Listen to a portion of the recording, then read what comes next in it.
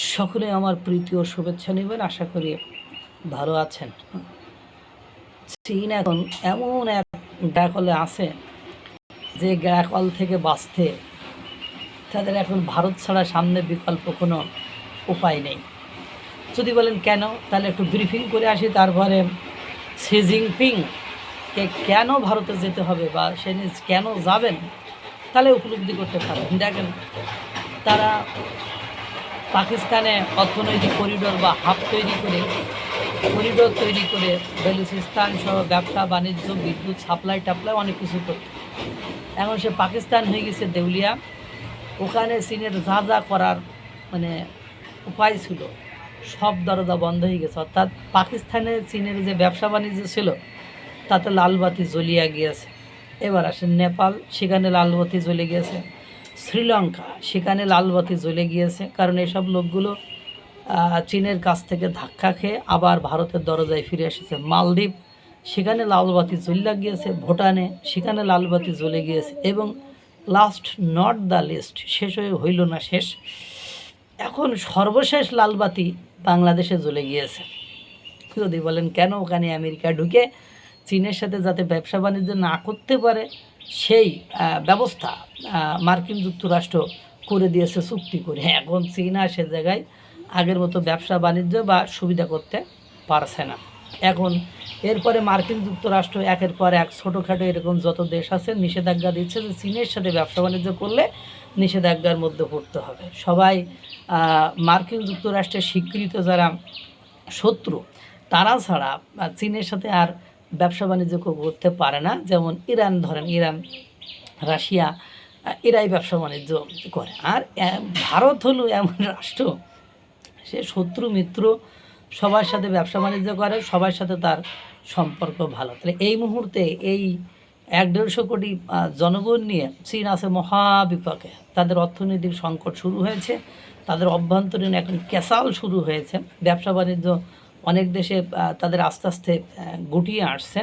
এই মুহূর্তে এখন যদি তারা ভারতের সাথে আঞ্চলিক এবং সীমান্তগত যে উত্তেজনা এটা সবসময় বিরাজ করবে। এখন যদি কোনো কারণে ভারতের সাথে তাদের ব্যবসা বাণিজ্য গুটিয়ে যায় বা ভারত তাদের থেকে মুখ ফিরিয়ে নেয়, তাহলে তাদের অর্থনীতি ভেঙে পড়বে এবং শি জিনপিংয়ের গদি যে কোনো সময় নড়বড়ে হয়ে যাবে। এই মুহূর্তে এখন ভারতের সাথে তাদের শত্রুতা করা বা ভারতের সাথে আগে মানে তাদের যুদ্ধ লাগানো বা ভারতকে ক্ষতি করে নিজে বড় হওয়ার যে চিন্তাভাবনা, এখান থেকে সরে আসতে তারা বাধ্য হচ্ছে। তারই ধারাবাহিকতায় 7 বছর পর ভারতে যাচ্ছেন শি জিনপিং।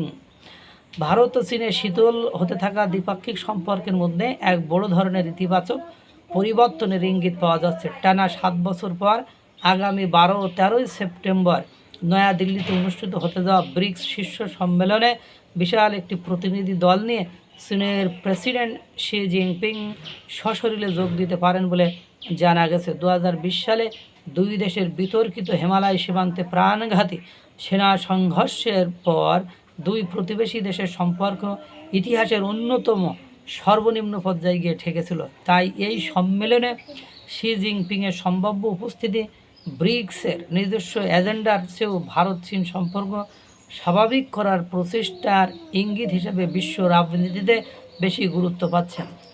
শীর্ষ সম্মেলনকে ঘিরে চীনা কর্মকর্তারা ভারতে হোটেল বুকিং ও নিরাপত্তা প্রোটোকল চূড়ান্ত করতে ব্যস্ত সময় পার করছেন। সফরটি নির্ধারিত হলে শি জিনপিংয়ের সাথে প্রায় 400 জন চীনা কর্মকর্তার একটি বড় প্রতিনিধি দল ভারতে আসতে পারেন, যা 2019 সালের সম্মেলনের তুলনায় দ্বিগুণ। বিশ্বের সবচেয়ে জনবহুল এই দুই পারমাণবিক শক্তিধর দেশের মধ্যে প্রায় 3800 কিলোমিটার দৈর্ঘ্যের অচিহ্নিত সীমান্ত রয়েছে। 2020 সালের জুনে লাদাখের গালওয়ান উপত্যকায় সংঘর্ষে 20 জন ভারতীয় ও 4 জন চীনা সেনা নিহত হওয়ার পর 4 বছর ধরে সীমান্তে সামরিক উত্তেজনা বজায় ছিল, যা 2024 সালের অক্টোবরে একটি নির্দিষ্ট সেনা প্রত্যাহার চুক্তির মাধ্যমে কিছুটা শান্ত হয়। তবে অতি সম্প্রতি জুলাই মাসের শেষ ভাগে প্রত্যন্ত সীমান্তে আবারও দুদেশের সেনা টহল মুখোমুখি হওয়ার ঘটনায় সীমান্তে শান্তি বজায় রাখার গুরুত্ব তুলে ধরেছে দিল্লি। এই পরিস্থিতির আবহেই ভারতের জাতীয় নিরাপত্তা উপদেষ্টা অজিত দোভাল বেইজিং সফর শুরু করেছেন, যেখানে তিনি সীমান্ত সমস্যার সমাধানের বিষয়ে আলোচনা করতে চীনের পররাষ্ট্রমন্ত্রী ওয়াং ইর সাথে বৈঠক করেছেন। আন্তর্জাতিক বাণিজ্য অর্থনৈতিক ক্ষেত্রে ভারত ও চীন পরস্পর প্রতিযোগী হলেও মার্কিন প্রেসিডেন্ট ডোনাল্ড ট্রাম্পের সাম্প্রতিক কঠোর বাণিজ্য নীতি তাদের জন্য একটি যৌথ উদ্যোগের কারণ হয়ে দাঁড়িয়েছে। বিশ্লেষকদের মধ্যে বাহ্যিক অর্থনৈতিক বা রাজনৈতিক চাপ যাতে ব্রিক্স জোটের শক্তিকে দুর্বল করতে না পারে, শি জিনপিংয়ের এই ভারত সফর তারই একটি শক্তিশালী বার্তা বহন করছে। চীন সরকারের পররাষ্ট্র মন্ত্রণালয় এর এক বিবৃতি জানিয়েছে যে তারা ব্রিক্স সহযোগিতাকে অত্যন্ত গুরুত্ব দেয় এবং বর্তমান সভাপতি হিসেবে ভারতকে এই সম্মেলন সফলভাবে আয়োজনে সব রকম সহায়তা করছে। ভারতের পররাষ্ট্র মন্ত্রণালয় এখনও আনুষ্ঠানিকভাবে শি জিনপিংয়ের দ্বিপাক্ষিক বৈঠকের চূড়ান্ত সময়সূচি ঘোষণা না করলেও আন্তর্জাতিক মহল এই শীর্ষ সম্মেলনের দিকে তীক্ষ্ণ নজর রাখছে। অর্থাৎ তিনি যে যাবেন বা তারা যে যাবেন, এটা বলা প্রথমেই আপনাদেরকে ব্যাখ্যা দিলাম, কারণ এই মুহূর্তে ভারতের সাথে শত্রুতা তাদের গোদের উপর বিষ পড়া ছাড়া আর কিছুই নাই। মহান সৃষ্টিকর্তা সকলকে ভালো রাখুক, সুস্থ রাখুক।